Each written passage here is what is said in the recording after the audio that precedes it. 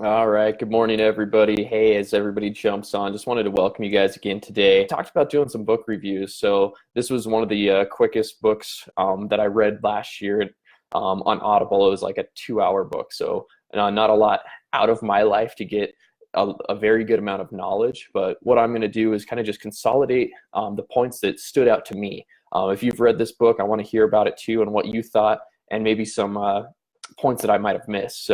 But Juggling Elephants, an easier way to get the most important things done. This book, it's basically just a little overview. They use basically stories to tell very valid points that's practical for your life.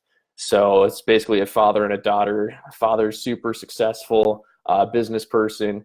His daughter's kind of going through some tough times and wants to figure out, Dad, how did you get so successful? How can I emulate you and become more successful?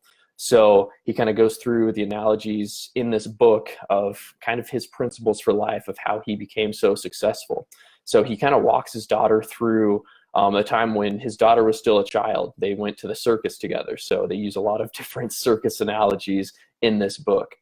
So as the story kind of progresses, you get to know a little bit more about the dad and the daughter and how distracted the dad was when they went to the circus. His life was kind of upside down, and it was a journey of how he actually met a ringmaster in the circus that was there watching the circus they were at, so he can become a better ringmaster himself.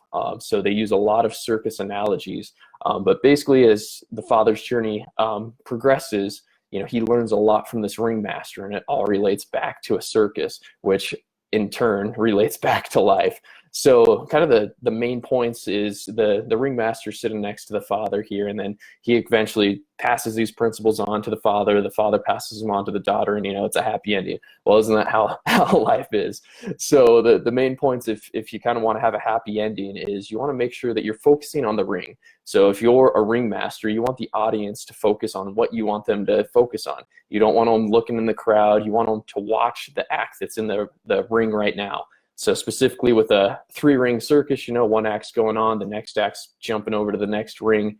He wants to make sure that in our lives, we can use this as an analogy, is where do we want to be focused on ourselves? Do we want to be looking in the audience? Do we want to be out getting a hot dog? Or do we want to be at the main event and watching the main attraction?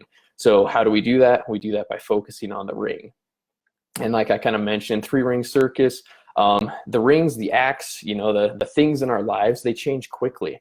So the reason for that, we want to be able to anticipate what's going to come next. If it's on our to-do list, maybe we have 3 main points that we want to cover in a day. Well, after task 1 is done, we want to quickly jump to task 2 and already be ready for it. In a circus, it's bang, bang, bang. You've got lots of acts going. Next act, it's seamless. The transition is very quick, and the audience really never notices. They just look from here to look to over there, and they're still being entertained the whole time. So 3-ring circus, they use the analogy in this book. There's 3 main rings in our lives. The first one is going to be ourself. What do we want to focus on in our life for ourselves? And then also with our relationships. So ring number 2 is our relationships. What are we focusing on in our relationships? What do we want to accomplish there? And then the 3rd ring is our work. Obviously, work is going to be a big thing for a lot of people, is, how do we generate money? So those are the 3 main rings of the circus of our lives, is what the author is talking about. And how do we focus on those? Well, the first thing is we have to put our best show in each ring. So if there's, say you're out with family and, there's one thing that's going to be like the best time ever for you guys. And then there's, some good things, some average things, and some bad things. You want to focus on the best thing. Same with your work. You're not going to be able to accomplish every single thing every single day. A lot of other books talk about focusing on what's most important first. Same thing with this book. It's talking about putting the best show in each ring of your life. So yourself, your relationships, and your work.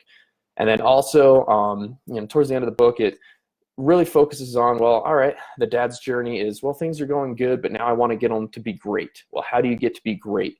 So they use the analogy is, how do I get a standing ovation? If I'm a ringmaster in a circus, how do I get the best show out there? Well, the first thing is you have to rest. There's intermissions in the circus act So people can go get some refreshments, stretch their legs, refocus, let the kids, get all that energy out, and then come back to exactly where they need to be.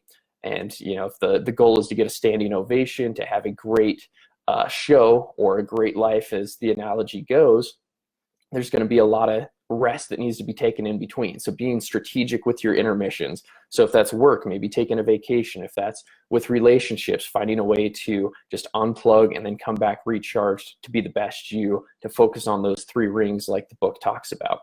So those big achievements, they usually only come after a amount of rest. So just like in the circus, having that intermission. And then also, they talked about everybody has a role in the circus. So if we're using this as an analogy for life, everybody has a role in life. So if you own a business, what are your employees doing for you? Their role is just as important as a business owner. If you're an employee, your role is just as important, and every little piece of the puzzle works together. So being sure to recognize that even the smallest role has the biggest impact. So using that in the circus, they use the analogy of even the secretary at the circus has a very important job, because without that one key person, it's going to be hectic. Without the elephants, without, the trapeze artist, whatever, the circus isn't going to go as planned. It's not going to be a great show. So as far as that's kind of just a quick overview of Juggling Elephants. So if you guys like this, give me some thumbs up. Definitely give me some comments of what you'd like to see in the future. But otherwise, thanks for joining us, and I'm sure we'll see you guys soon. Have a good one.